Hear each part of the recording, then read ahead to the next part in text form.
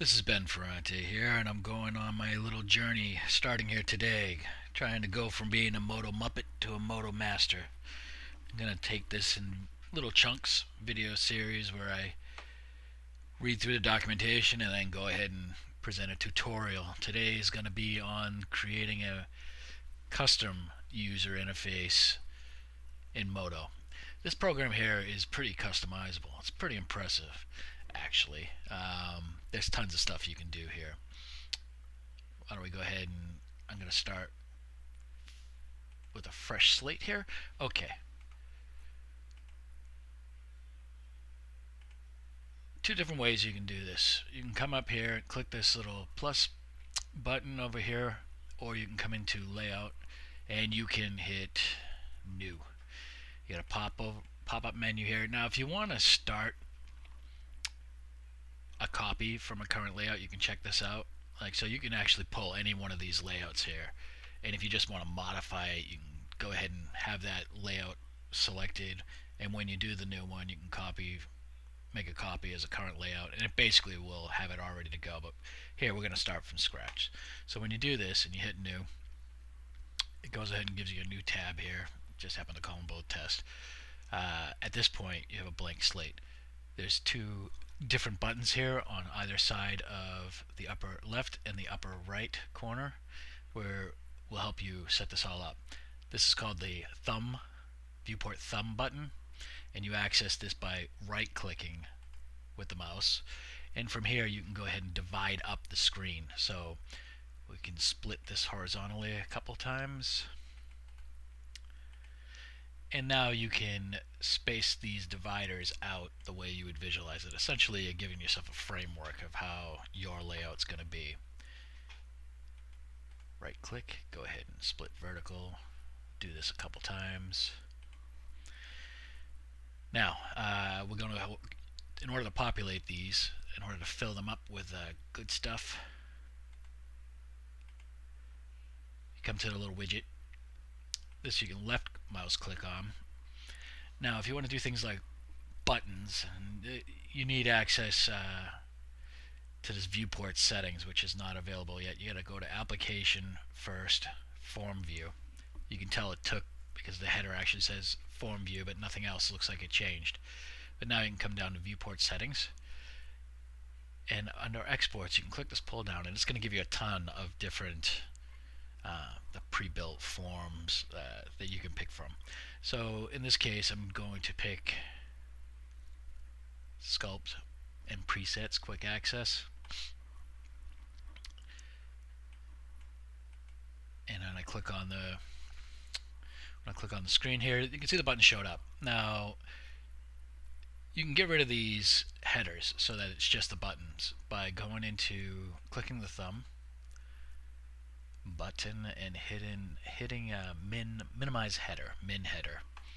Now essentially you can still get to these menus. It's hard to see, but there are two little triangles in each corner.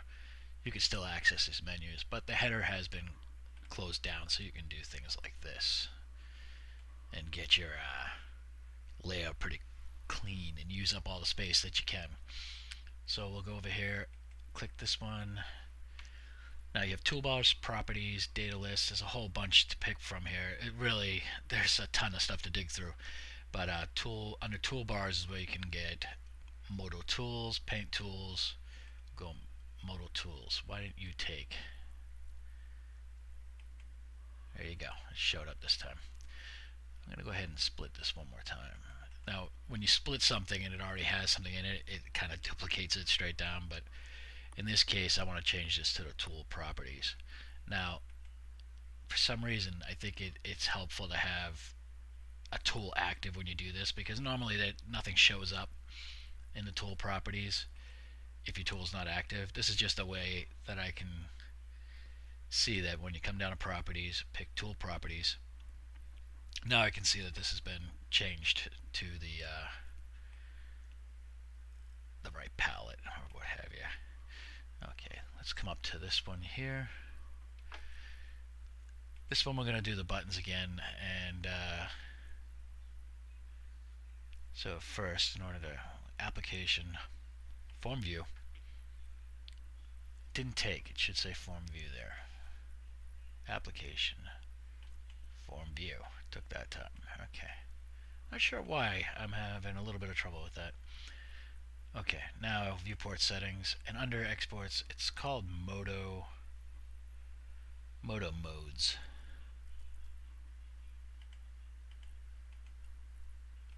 There we go. We'll hide this header. Scoot this up. It's looking a little bit closer to the standard layout. We'll do something a little different here. Okay, now we're going to do the 3D view, but I'm going to come down, tab viewport. This allows you to do things like, I'm going to have more choices than just the standard. So under 3D edit, 3D model view, but I would kind of a little old school, maybe change this other tab to be quad view.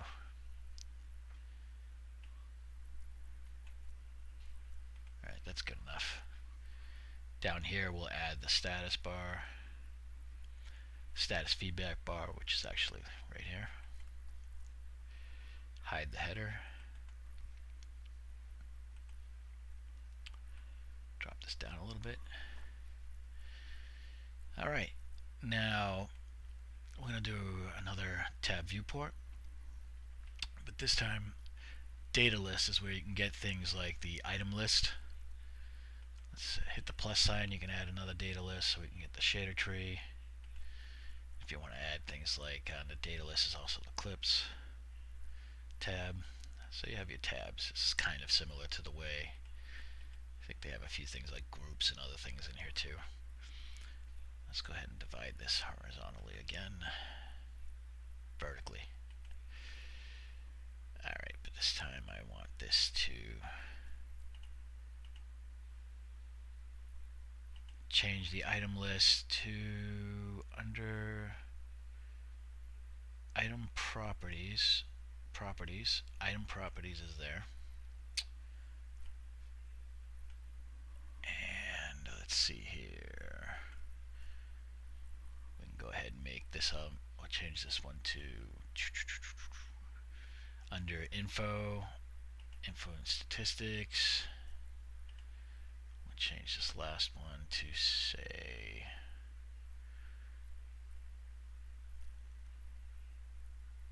under, whoops, vertex map. No.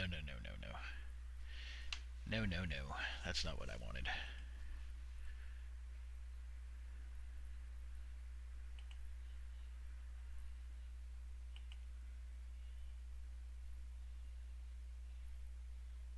Well, we will move along here. We'll change this to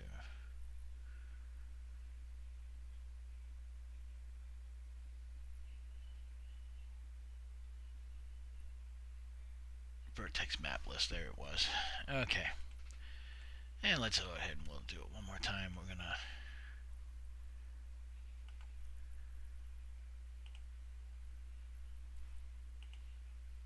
place all the tabs with the one tabs. We will make this one command history, which I think is under utility. There it is, command history. Alright. So, as you see here, we could essentially I just rebuild close to the regular standard layout, but man, there's a lot of stuff this program can do as far as customizing this and making this really your own.